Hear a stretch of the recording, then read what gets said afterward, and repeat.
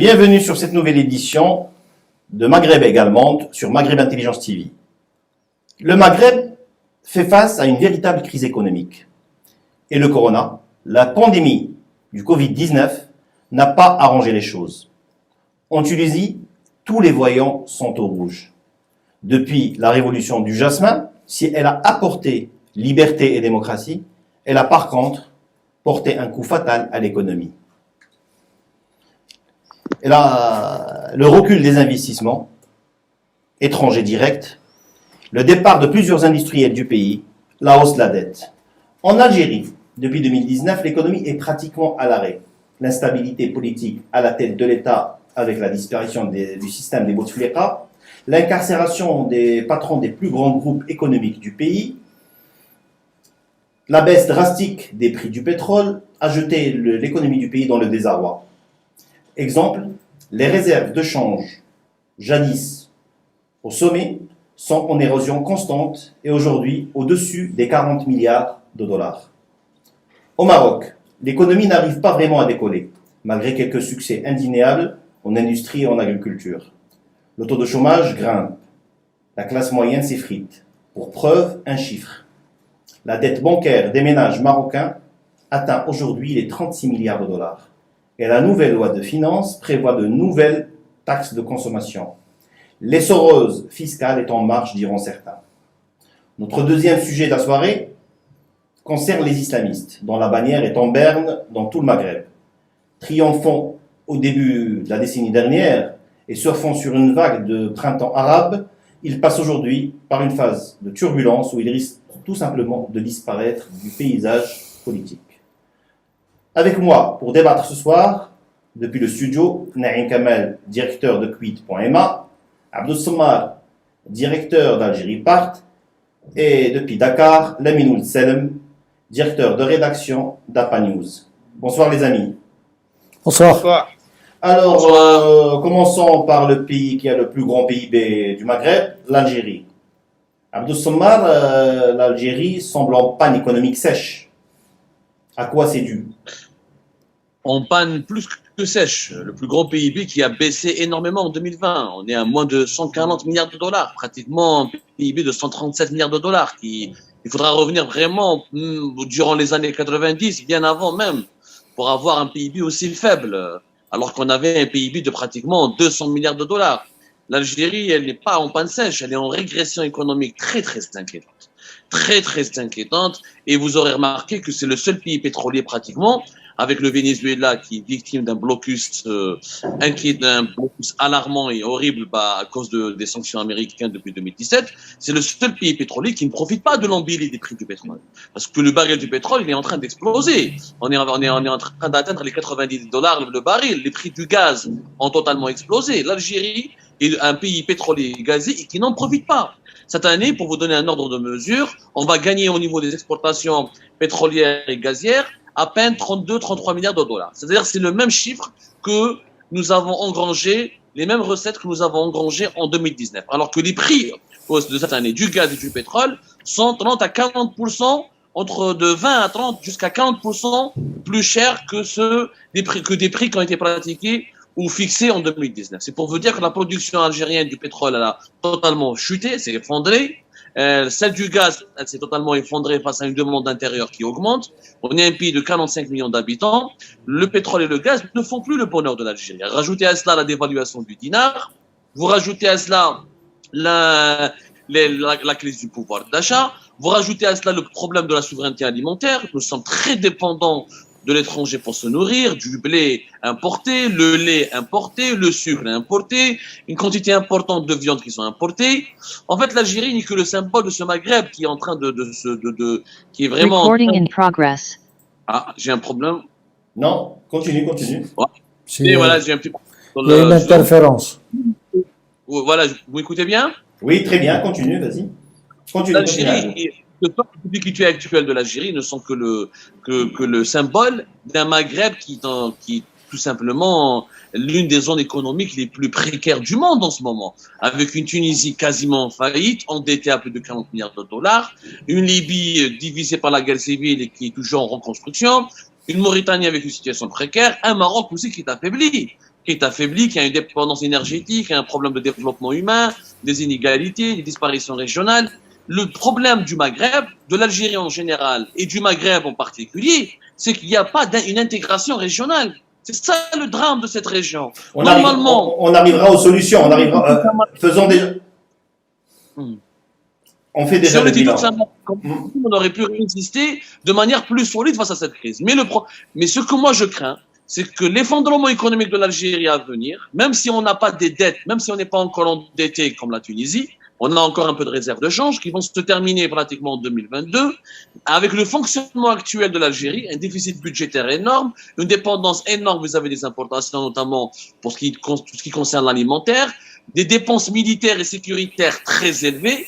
Même en allant vers le FMI, on risque vraiment de subir le scénario vénézuélien. C'est le scénario vénézuélien qui fait peur aux Algériens, à savoir une monnaie totalement dévaluée. Il va falloir des brouettes pour aller acheter un peu de lait ou un peu de pain, etc. Déjà, le dinar a perdu pratiquement plus de 30, donc jusqu'à 40% de sa valeur, de 30 à 40% depuis 2018-2019 jusqu'à la fin 2021. Là, le risque, il est énorme. Il y a un Venezuela au cœur de l'Afrique du Nord. Je vous fais pas dire, ça va faire mal. Lamine Oudsel, mais est-ce que l'Algérie ne paie pas vraiment l'absence d'une classe entreprenante, d'une économie privée? L'économie a toujours été soutenue par l'État depuis Boumedienne. L'Algérien n'entreprend pas parce qu'il n'a pas les moyens, parce qu'il n'a pas cette culture. Qu'est-ce que tu en penses? Non, je ne pense pas que l'Algérie a un problème d'entrepreneuriat. Les Algériens sont quand on prend comme par exemple la communauté algérienne qui est en France, une très grande partie de cette communauté travaille plutôt dans le commerce, dans l'industrie, etc., etc. Même en Algérie même, ils ont de vieilles traditions commerçantes. Il y a des groupes sociaux algériens extrêmement dynamiques dans l'économie, dans les affaires. C'est plutôt le cadre politique global en Algérie, à mon avis, qui est le grand obstacle. C'est-à-dire, ils ont vécu quasiment pendant les 20 premières années d'indépendance sous un régime étatique extrêmement dirigiste de type socialiste. Ils procèdent à une libéralisation politique doublée théoriquement d'une libéralisation économique au lieu de favoriser l'émergence d'une vraie classe d'entrepreneurs comme en Tunisie ou au Maroc par exemple. On se retrouve plutôt avec une sorte d'oligarchie, des gens très liés au système. Et je pense que le problème de l'Algérie est beaucoup plus un problème de système qu'un problème d'aptitude ou de compétence. Cela dit, cela n'exclut pas bien sûr de rappeler le fait que l'Algérie a du mal à diversifier son économie. Elle est extrêmement dépendante de ses deux principales ressources d'exportation qui sont le gaz et le pétrole. À la différence par exemple de la Tunisie qui a réussi à devenir un pays à la fois touristique, agricole, exportateur même de services, le Maroc également. Mais je pense que le problème est beaucoup plus général aujourd'hui du fait notamment de cette crise de la pandémie de Covid-19 qui affecte tous les pays du Maghreb, même si l'effet n'est pas le même en fonction des pays. Un pays comme la Tunisie, comme tu l'avais dit, Karim, en introduction, depuis la révolution du jasmin, la Tunisie a reçu des acquis extraordinaires en termes d'état de droit, démocratie, liberté, etc. Mais malheureusement, s'est installée dans une sorte de tension permanente qui ne favorise pas l'investissement, surtout l'investissement extérieur, et qui pousse beaucoup de capitaux, de détenteurs de capitaux à fuir le pays. Je pense que le seul pays qui s'en sort plus ou moins bien pour l'instant, c'est plus ou moins le Maroc, parce qu'il a réussi ces dernières années à diversifier davantage son économie, avec l'arrivée massive d'investisseurs étrangers, notamment dans l'industrie automobile, etc., etc. Mais aussi grâce aussi à son commerce extérieur. Le Maroc est aujourd'hui est un des rares pays d'Afrique aujourd'hui qui est économiquement présent dans d'autres pays d'Afrique, par exemple. Je donne juste cet exemple-là. D'accord, Lamine, je me retourne vers Naïm Kamal. Le Maroc, malgré certaines réussites, mais la nouvelle loi de finances pose problème. D'après les éditorialistes, on va ponctionner plus une classe moyenne à travers les taxes, on va ponctionner plus à travers un impôt sur les sociétés qu'on va changer, dans l'assiette va changer, on va encore ponctionner la classe entreprenante. Et cela pose véritablement problème aujourd'hui pour la relance d'une économie marocaine qui, ça marche, mais n'arrive pas vraiment à décoller. il n'arrive pas à décoller, certes, mais bon, je dirais que le Maroc, c'est encore, comme on en a parlé l'autre fois, c'est 2 vitesses ou 3. Nous avons des secteurs qui fonctionnent très bien, qui sont à la pointe, l'automobile, l'aéronautique, vous avez le transport, notamment à travers le transport maritime. Nous avons les banques, le secteur bancaire qui est très performant, d'ailleurs c'est lui qui est très présent. Nous avons les télécommunications.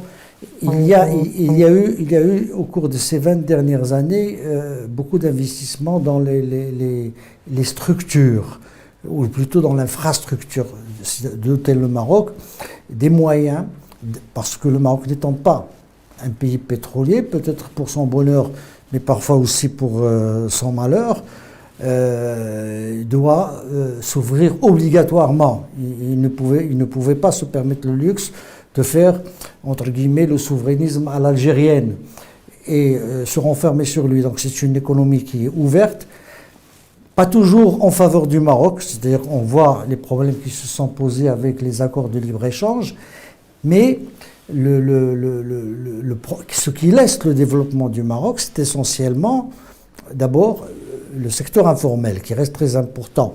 Si 30% de l'économie. On 30% parle de pratiquement l'économie. de 30%. C'est ce qui est énorme.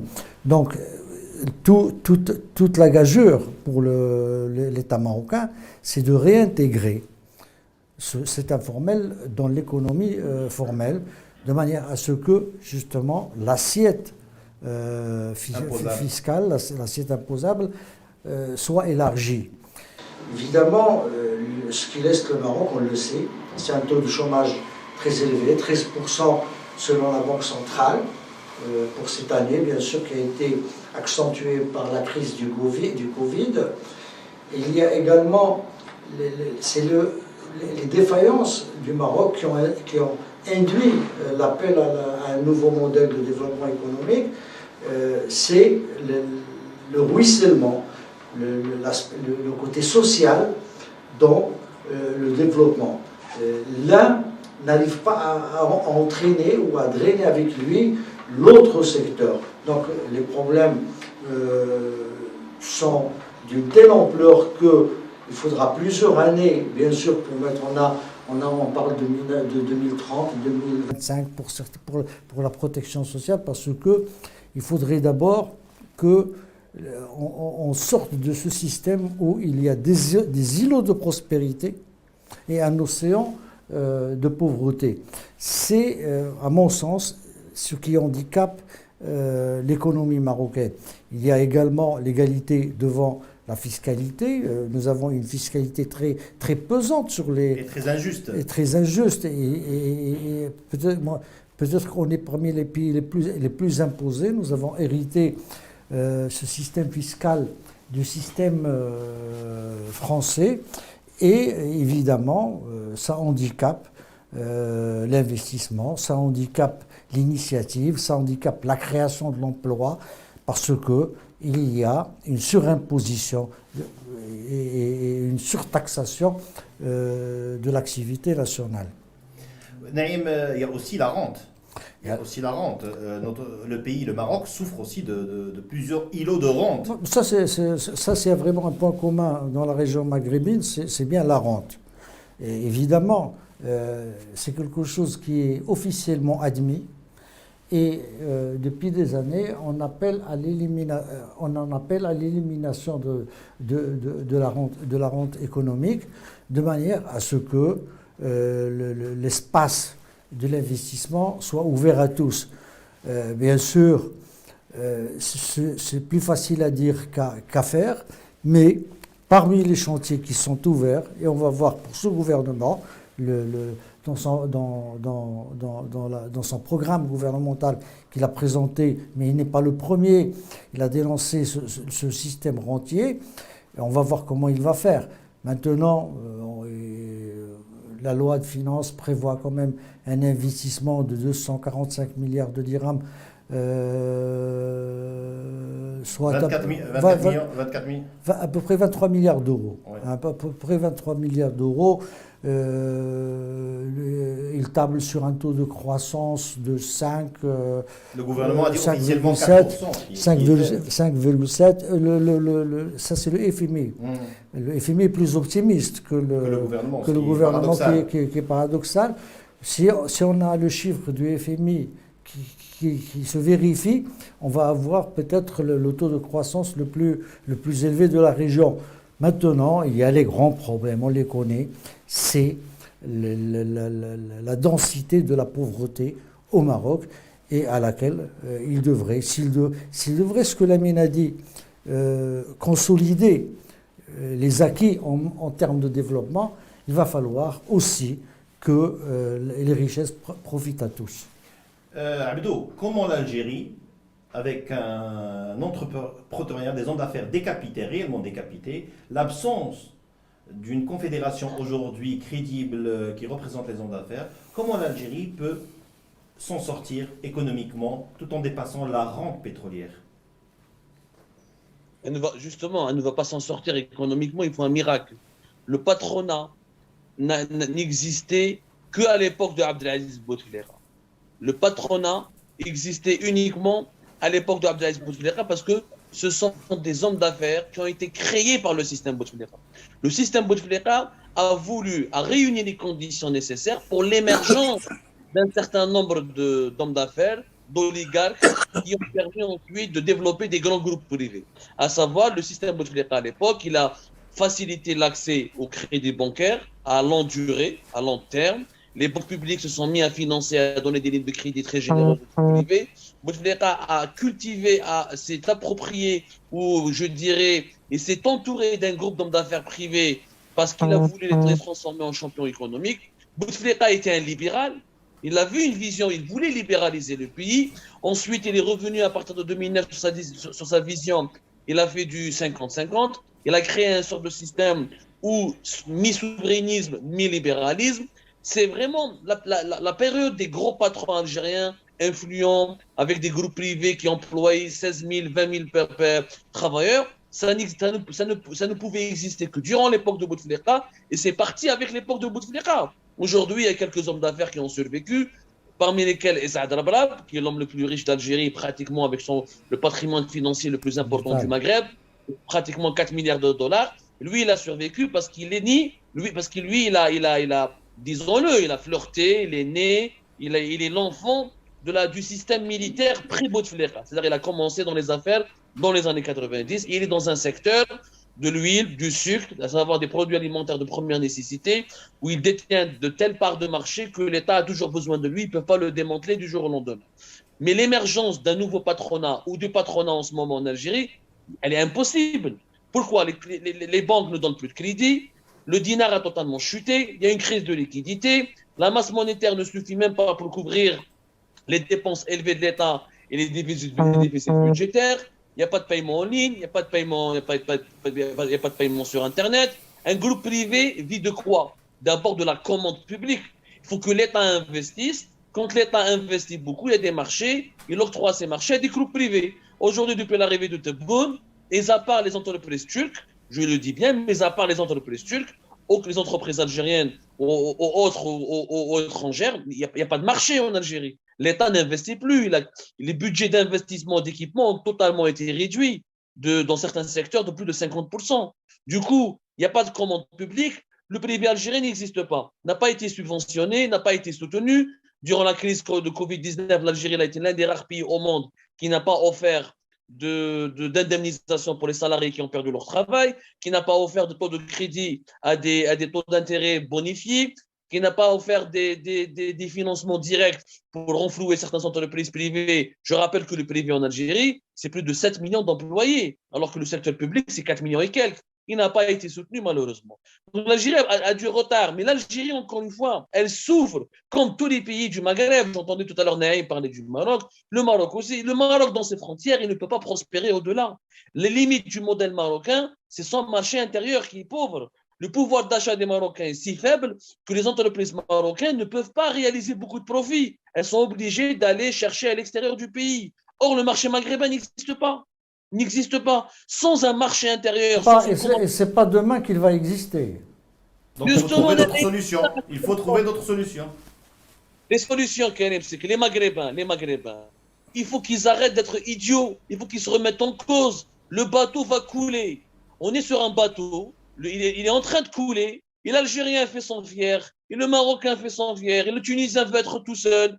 On est tous isolés, alors qu'on est tous en train de voir que le bateau est en train de couler. Et nous, les Maghrébins, comme des idiots, chacun pense à son ego national. On n'a pas compris qu'il ne peut pas y avoir de développement économique dans notre région sans un marché commun, sans une intégration commune. Mais comment le dire? C'est une évidence, Abdo, c'est une évidence, mais le politique prime aujourd'hui sur l'économique au Maghreb, on le voit très bien, pour une raison ou pour une autre. Hein. Lamine, Politique. Il y a un débat. Au Maroc, le Maroc a fait un choix. Le Maroc, il a enterré le Maghreb. Clairement, le Maroc, depuis pratiquement ces 10 dernières années, il s'est orienté vers l'Afrique de l'Ouest, il s'est orienté vers la CEDEAO, il s'oriente davantage vers quand on a un pays, quand on a un pays à côté qui ferme ses frontières, quand on a un pays qui décide de fermer ses frontières depuis 1994, ses frontières terrestres, c'est impossible de commercer. Alors que ça passe par la Mauritanie. Pourquoi ça marche avec la Mauritanie? Non, la Mauritanie c'est le Maghreb. Si le Maroc atteint l'Afrique aujourd'hui en exportant, il passe par un pays maghrébin. Il aurait pu passer par, c'est plus court d'arriver au Niger et au Mali en passant par Tamanrasset et en passant par le sud algérien. Mais les Algériens ferment pour une raison ou pour une autre. Moi, je ne culpabilise personne. Justement, le tort de l'Algérie, c'est qu'elle a imaginé pouvoir faire le Maghreb sans le Maroc. Les Algériens, pendant des années, se sont dit, allez, on va isoler le Maroc, on va l'étouffer en fermant les frontières. Ils ont pensé qu'il va mourir tout seul en le mettant comme ça à l'écart jusqu'au bout de l'océan. Ils ont pensé réellement qu'ils pouvaient faire le Maghreb avec la Tunisie et le reste. On a vu ce qui s'est passé en Libye. On voit bien que la Tunisie aujourd'hui, on parle d'acquis démocratiques, mais les acquis sont menacés, vous le savez tous. Cette semaine, il y a eu des événements, on a la fermeture de la chaîne Nesma. On est en pleine dictature, on est en pleine dictature. Hein. Aujourd'hui en Tunisie, pas dictature, plutôt dérive, une dérive un peu autoritaire, mais pas encore une dictature. Lamine, justement, je voudrais te poser une question, toi qui connais la Tunisie très bien. Est-ce que ce ne serait pas le pays maghrébin qui serait sensible de s'en sortir le plus rapidement économiquement, vu la taille du pays, vu aussi la taille des entreprises la qualité dans ce de pays ses qui ne sont pas grands, et la qualité de ses cadres. Mais surtout, le tissu entrepreneurial est petit, c'est des PME, PMI qui peuvent rebondir facilement et se reconvertir facilement. Et l'avantage aussi de la Tunisie, c'est que c'est l'un des rares pays de la région qui n'a pas de conflit territorial ou de conflit de leadership avec un de ses voisins. Donc, ça, je pense que c'est une qualité très rare qu'aucun des autres pays n'a. La Mauritanie est tout le temps en tension, soit avec ses voisins du Sud, Mali, Sénégal, ou avec l'Algérie, parfois aussi avec le Maroc. Le Maroc est en conflit avec l'Algérie. L'Algérie est éternellement en conflit avec le Maroc, parfois aussi avec la France. Parfois, elle essaie d'entraîner la Mauritanie dans son bras de fer avec le Maroc, etc. Le seul pays qui aujourd'hui, bénéficie plutôt de bonnes relations de voisinage, c'est la Tunisie. Quand on y rajoute la qualité de ses élites, la qualité de la formation, l'expérience aussi que la Tunisie a eue dans la gestion d'un certain nombre de secteurs, le tourisme, l'agriculture, les services, etc. Et moi, je ne suis pas pessimiste sur le devenir politique de la Tunisie, parce que j'estime que cette parenthèse ouverte par la suspension de la Constitution et des institutions par le président Kais Saied n'est qu'une parenthèse, à mon avis, qui ne va pas durer longtemps. Il finira par adopter une nouvelle Constitution et certainement fixer un mot sur la Mauritanie. Est-ce que la Mauritanie est protégée économiquement par cet effet de solidarité, par cette structure encore tribale de la société mauritanienne où il y a où les gens viennent en aide beaucoup à leurs semblables, chose qui se perd de plus en plus dans le pays du Maghreb. La nature ayant horreur du vide, les carences de l'État sont comblées par justement la solidarité traditionnelle de type tribal, clanique, familial, etc., etc. Mais je pense que l'avantage aussi de la Mauritanie, l'avantage qu'elle a, c'est qu'elle est ouverte sur le Mali et le Sénégal, deux pays membres de la CEDEAO, avec lesquels il y a une liberté de circulation des biens et des personnes, d'établissements aussi. Moi, quand je suis au Sénégal, je n'ai besoin que d'une carte d'identité nationale. Je n'ai pas besoin ni de passeport ni de visa et même pas de titre de séjour. Je donne juste mon exemple à moi. Alors qu'il y a des milliers de commerçants mauritaniens installés au Sénégal. En Côte d'Ivoire, ils sont l'équivalent de Soissa au Maroc. Hein, ce sont les épiciers. Ils sont à près 180 000 Mauritaniens installés, Sauf que recensés. aujourd'hui, c'est des grands, très grands groupes privés au Maroc qui sont cotés en bourse. D'accord, Lamine, je reviens vers Naïm pour clore ce dossier économique. Quelle solution pour les pays du Maghreb, économiquement, réellement? Écoutez, Abdou. Un marché commun, l'ouverture des frontières. Oui, oui, mais encore faudrait-il que la volonté politique suive. Abdou a préconisé tout à l'heure justement cette ouverture, mais il faudrait que les responsables, je suis un peu dérangé dans cette position parce que je ne voudrais pas mettre mal à l'aise Abdou, c'est que le Maroc n'a pas cessé d'appeler l'Algérie à discuter des problèmes qui existent entre les deux pays, sans conditions préalables, sans restriction, d'ouvrir tous les dossiers pour essayer d'avancer de l'avant. Donc, si le Maroc est allé vers l'Afrique de l'Ouest et a tourné le dos au Maghreb, il l'a fait de façon publique hein, lors de sa réadmission, son retour au sein de l'Union africaine, lorsque le roi a dit que le seul groupement régional économique qui fonctionne, c'est la CEDEAO, et le Maroc avait essayé d'intégrer, et ça a été freiné pour mille et une raisons sur lesquelles on va pas revenir. Maintenant, il faudrait qu'il y ait une véritable volonté de dire qu'on ne s'en sort pas, chacun tout seul, et qu'il faudrait qu'on s'y mette tous. Ça fait longtemps quand il y a ce discours que l'avenir est pour les regroupements. Mais or, aujourd'hui, partout, on assiste à un retour de souverainisme, un repli sur les nationalismes, que ce soit en Europe, que ce soit en Asie, que ce soit dans les Amériques. Et il y a ce retour. Et la conjoncture est telle que, personnellement, je ne vois pas, sauf changement miracle en Algérie, je ne vois pas comment le Maghreb pourrait se construire. Parce que le Maroc a fait un pas en avant le jour où il a mis sur la table la solution d'autonomie du Sahara. C'est une solution, c'est le Maroc était pour l'intégration pure et simple du Sahara dans la souveraineté marocaine. L'Algérie est pour l'autodétermination et la création pure et simple d'un État sahraoui. Lorsqu'il a été question d'une solution de compromis, le seul qui a fait un pas en avant, c'est le Maroc, à travers l'initiative d'une autonomie élargie dans les provinces du Sahara, mais dans le respect de la souveraineté, ce que déjà en 1986, Hassan II avait appelé le drapeau et le timbre. Or, malheureusement, on se retrouve dans une situation de blocage. L'Algérie, me semble-t-il, est dans une fuite permanente, une fuite en avant permanente.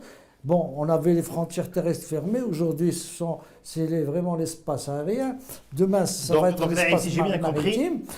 La solution c'est un Maghreb uni, c'est une intégration maghrébine. La solution, maintenant il faudrait, l'Algérie est en train de payer encore aujourd'hui les choix stratégiques et idéologiques des années 60. Mais tous les pays du Maghreb paient avec l'Algérie, c'est ça? Paient avec l'Algérie. On est tous sur le même bateau. Maintenant, moi, ce que j'aurais aimé que Abdou nous dise, lui qui est assez qualifié sur ce dossier, comment, avec le logiciel actuel, on peut réfléchir à la construction du Maghreb et à ouvrir le marché maghrébin et à essayer de créer une consommation, une densité de consommation. Un marché non, mais en même temps, Naïm a tout à fait raison. Mais il faut savoir que le problème maintenant dépasse l'Algérie. Pourquoi? Parce que le régime algérien, il est arrivé à sa date de péremption. Le régime algérien, il a un logiciel. Oui, moi j'aimerais bien, mais il faudrait qu'on me donne cette date. C'est pour ça que je parle de logiciel.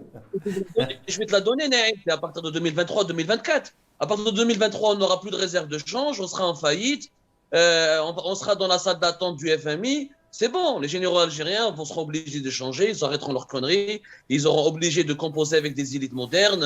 Vous voulez, Abdou, que je vous dise, moi, mon avis sur cette question? De 2023, le régime algérien est obligé de changer.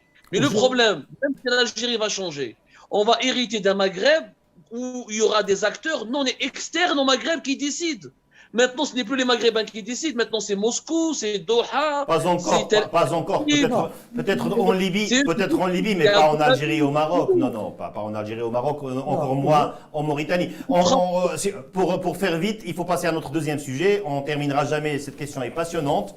Elle soulève beaucoup de débats. On aura l'occasion de peut-être on va revenir par secteur parfois pour parler de l'industrie, du commerce, du pétrole, de tout. Ce qui serait très bien pour l'Algérie, c'est que au sein de, parce qu'il faut le dire, c'est l'armée qui maîtrise le pays. C'est ce qu'a dit Abdou de toute façon. Vous êtes. Si aujourd'hui on peut trouver au sein de l'armée de jeunes officiers ouverts, même si tu veux, on laisse aux Algériens, quand même aux Algériens de régler leurs problèmes eux-mêmes. Non, je veux rééditer la révolution. L'Algérie a besoin. L'Algérie a besoin de la révolution des œillets à la portugaise. On entend là. On t'entend pas. Vas-y, Abdou, on t'entendait pas. Je dis à Naïm, c'est exactement ce qui va se produire à partir de 2023. Une fois qu'on aura la disparition de la rente, une fois qu'on sera officiellement en faillite et incapable d'avoir le moindre sou pour importer notre lait et notre blé, on sera obligé de s'endetter. Quand on va aller s'endetter auprès du Club de Paris et s'endetter auprès du FMI, là, les jeunes généraux vont monter au crescendo, ils vont dire aux vieux, c'est bon, on siffle la fin de la partie, vous vous êtes bien amusés, vous nous avez menés à la faillite, que chacun parte à Club Med ou chacun parte à la Mecque pour son dernier pèlerinage, et ça changera. Le problème, c'est que ça va se passer dans la douleur. Il y aura un prix à payer. Espérons qu'il n'y aura pas un prix exorbitant. On passera à l'autre sujet. Rapidement, c'est pour ça que j'ai dit, l'idéal, ça serait qu'on ait une révolution à la portugaise comme celle de 1974. Elle s'est faite, mais pas dans la douleur. Voilà, donc on arrive à la fin de ce sujet-là. On va clore ce sujet-là pour passer au sort des islamistes au Maghreb. Bouté hors du pouvoir au Maroc après 10 ans au gouvernement par l'urne, par les votes.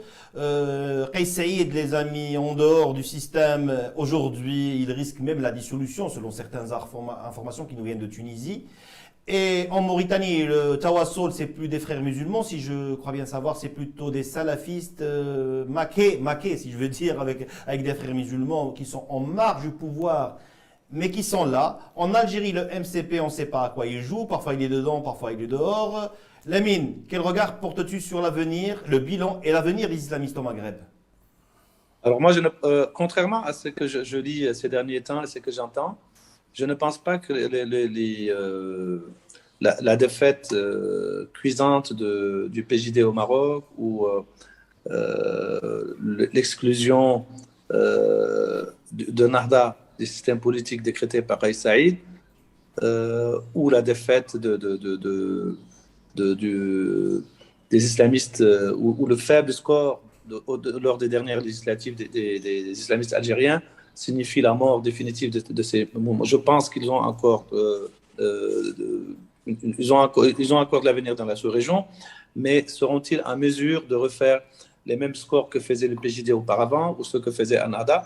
Je pense que pour quelques longues années, effectivement, nous allons assister à une sorte de mise à l'écart, un affaiblissement momentané des forces islamistes. Pourquoi je ne peux pas parler d'une défaite définitive, puisque en face, qu'est-ce que nous avons comme alternative à proposer aux électeurs et aux citoyens au Maghreb en termes idéologiques, en termes de projets politiques? Je ne pense pas aujourd'hui. La gauche, par exemple, a quasiment disparu dans tous les pays du Maghreb aujourd'hui, que ce soit au Maroc, le même en France, le PS, etc. Même en France. En Algérie, on le sait très bien.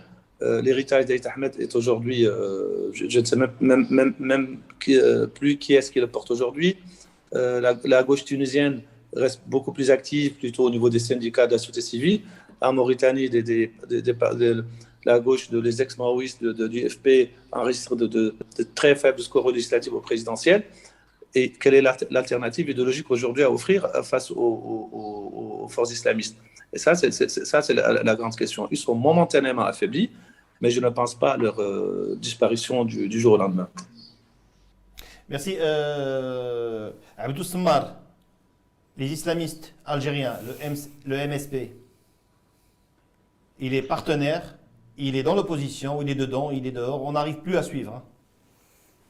Réellement, le MSP, il est islamiste du point de vue social, du point de vue du conservatisme religieux, mais du point de vue politique, ça fait longtemps qu'il n'est plus islamiste. Réellement, l'islamisme en Algérie, il a été disloqué, il a été désintégré. D'abord par la politique de Bouteflika qui était intelligente.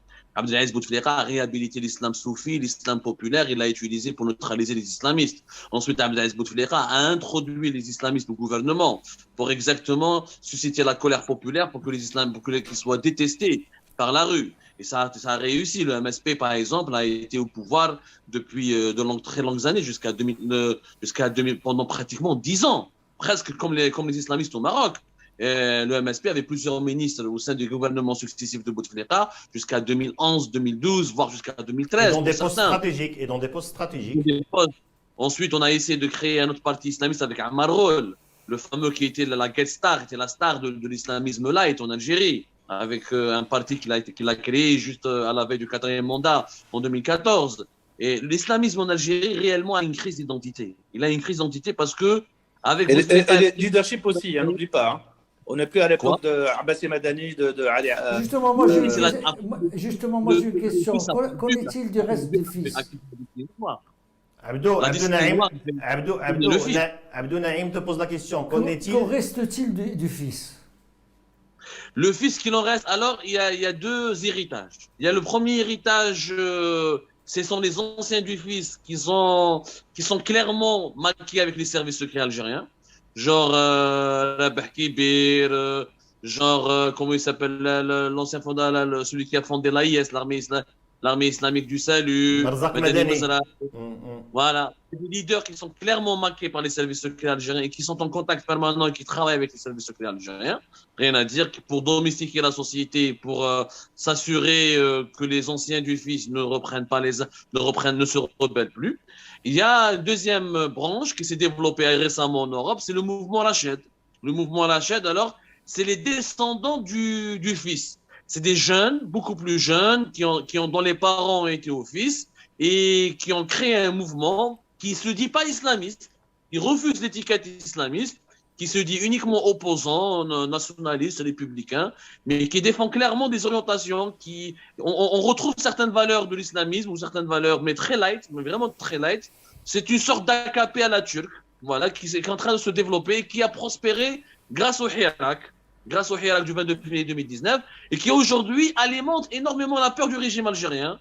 Mais cette peur, elle est exagérée parce que le Hached, on leur prête une influence qui n'existe pas et qui n'est pas la leur sur les mouvements de foule, etc. Ils ont été diabolisés. Le régime algérien a utilisé leurs connexions à l'étranger ou a voulu utiliser la proximité de certains de leurs membres fondateurs avec le fils pour les diaboliser, pour les déclarer officiellement mouvement terroriste, comme le MAC, depuis fin mai 2021. Alors, voilà. Oui, mais Abdou, quel avenir pour l'islamisme algérien? Quel avenir pour l'islamisme politique en Algérie? Pour que l'islamisme algérien puisse renaître, il faut qu'il y ait du chaos. S'il y a un nouveau chaos social et économique dans les 2-3 années à venir, l'angoisse collective de la société va pousser des millions d'Algériens vers le conservatisme religieux. Et là, on assistera à l'avènement de nouveaux leaders qui sortiront des mosquées pour peut-être relancer le mouvement islamiste. Mais un islamisme sera un islamisme beaucoup plus dur, beaucoup plus djihadiste. Rappelons que le fils algérien des années 90, c'était quand même une algérianisation de l'islamisme. On l'appelait Tajzara d'ailleurs. Ce qui menace l'Algérie, c'est réellement le salafisme. Le salafisme qui pourrait prospérer sur les cendres de la misère sociale, de la détresse économique. N'oublions pas que l'émergence des groupes armés radicaux islamistes au Sahel a une influence directe sur le sud algérien. Ce qui inquiète les services secrets algériens et l'armée algérienne, c'est particulièrement la situation au Sahel, qui, à cause de l'émergence de ces groupes armés, de ces mouvements salafistes bien soutenus. C'est pour ça d'ailleurs que l'Algérie appuie financièrement, politiquement, le déploiement des mercenaires russes. Parce que c'est très bien que tout ça ne pourra pas contrôler le Mali. Je m'intéresserai avant de passer au cas marocain, au cas mauritanien quand même, Lamine.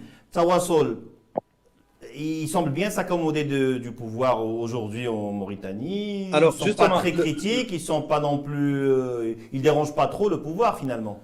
Ça dépend des périodes. Vous savez, Tawassoul n'a été que plus tard la vitrine institutionnelle de la mouvance islamiste qui est née en Mauritanie comme ailleurs à la même période, quasiment années 70-80, qui ne se revendique pas ouvertement comme une branche locale des frères musulmans, même si le parti revendique sa proximité avec le PJD, sa proximité avec l'AKP de Erdogan, sa proximité aussi idéologique avec Ennahda de Tunisie. Aujourd'hui, ils sont parvenus en moins de 10 ans à devenir la principale force, ou en tout cas la première force politique représentée au Parlement après le parti au pouvoir. Cela est dû à un certain nombre de facteurs. À la différence de l'opposition démocratique historique qui a souvent commis l'erreur de boycotter des élections qu'elle estimait ne pas devoir être transparentes, etc., les islamistes ont saisi toutes les occasions possibles qui leur étaient offertes pour se faire entendre.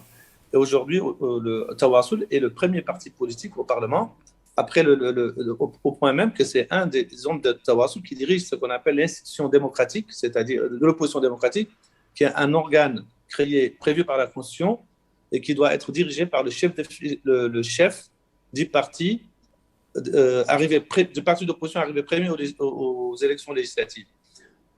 Alors, ils sont à l'image de ce qu'on a vu en Tunisie, c'est-à-dire, en Algérie. Comme l'ancien fils. L'ancien fils était un ensemble, un conglomérat de courants, de mouvements, de groupuscules se revendiquant d'islam politique. Abbasi Madani n'avait pas grand-chose, par exemple, à voir réellement d'un point de vue logique avec Ali Haj, par exemple. Quelqu'un comme l'imam Sahraoui, qui a été assassiné à Paris, n'avait rien à voir réellement avec quelqu'un comme Abdelhak Al-Aïda, par exemple. Ils sont à l'image justement de Tawassoul aujourd'hui. C'est devenu quasiment... Officiellement, c'est le parti créé par des gens issus de la mouvance frères musulmans, mais il brasse tout ce que l'islamisme politique regroupe comme force, est intégré au sein de ce parti, et il ne présente pas en lui-même une menace, mais par contre, sa base, qui est plus tentée par le salafisme radical, qui peut pousser au djihadisme, oui, constitue une menace, et d'où d'ailleurs le fait que c'est un des coins les plus surveillés par les services de sécurité. Je me retourne vers Naïm. Le cas des islamistes marocains semble très singulier par rapport aux autres pays du Maghreb. À la tête du gouvernement pendant 10 ans, on accaparant plusieurs ministères et pas n'importe lesquels. Alors aujourd'hui, on les croit en faillite, on les pense en faillite selon d'ailleurs les résultats des dernières élections. Qu'en est-il réellement? D'abord, j'aimerais juste dire à Abdou que le fils a été désintégré avant la politique de concorde et de réconciliation de Bouteflika par la décennie noire. Il a été laminé militairement. Donc il faut ajouter des choses. Pour revenir au Maroc, je crois qu'il y a déjà on commet une erreur essentielle quand on dit les islamistes marocains égale le PJD. Évidemment. Électoralement, oui. Électoralement, oui, dans ce sens où les islamistes du PJD, qui sont à l'image du fils, à l'image des islamistes mauritaniens, à l'image des Tunisiens, des conglomérats de groupements, jama'at, soit régionaux, soit nationaux, avec différentes sensibilités et différentes lectures de l'islam et de ce précepte. Donc, il y a ça, le PJD, électoralement. Mais l'islamisme, quand on dit l'islamisme marocain, pour schématiser, moi je le situerais entre trois tendances. Celles qui se retrouvent au sein du PJD et qui sont, parce qu'ils ont ce samedi même, c'est le 30 octobre, leur congrès extraordinaire après la débâcle électorale. Justement, vous croyez à un retour de N'Guéran? Tout dépend, mais je n'y crois pas beaucoup. Je n'y crois pas beaucoup, mais j'y reviendrai si tu veux tout à l'heure. Maintenant, ils sont en train d'essayer de régler. Ils sont entrés dans un cycle de régression. Il pourra durer 4 ans, il pourra durer 5 ans, il pourra durer 10 ans. De toutes les manières, on l'a vu que toutes les forces d'opposition qui sont passées par le gouvernement, ils ont été à un moment ou à un autre laminés.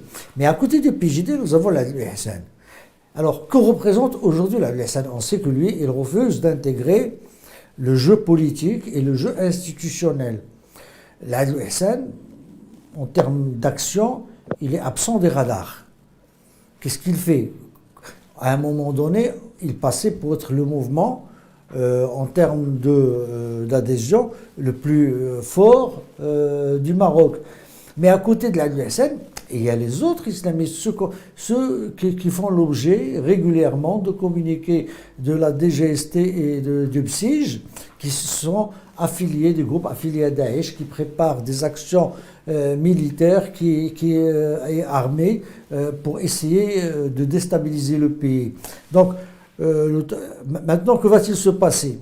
Est-ce que les déçus du PJD vont basculer dans l'une ou l'autre de ces versions, de ces deux versions de l'islamisme, ou ils vont revenir à de meilleurs sentiments à l'égard, disons, de la modernité ou de l'approche moderne de la société? Alors, il est difficile de quantifier, quand vous avez un mouvement dans la clandestinité, il est difficile de quantifier. Il est vrai, maintenant, qu'il ne représente pas la majorité nationale. À l'échelle maghrébine et à l'échelle arabe, globalement, l'islamisme est en période de reflux.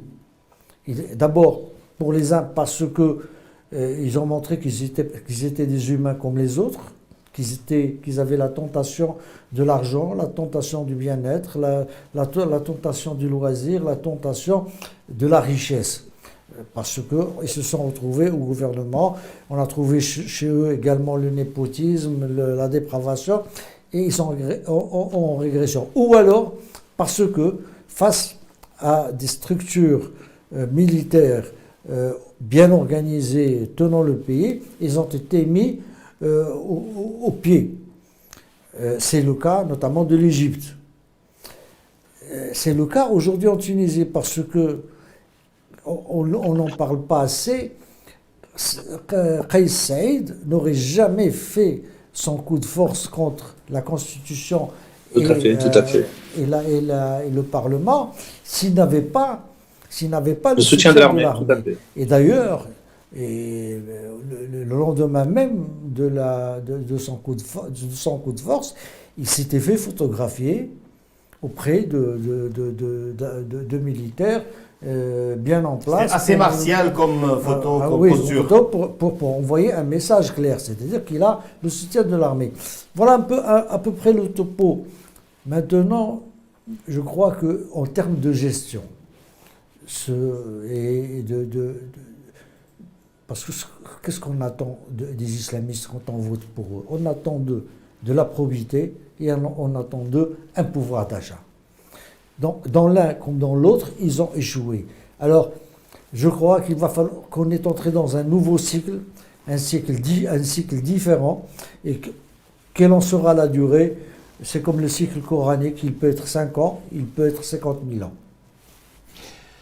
Nous arrivons à la fin de cette émission. Merci d'avoir été avec nous. Merci à tous ceux qui nous suivent sur notre chaîne YouTube.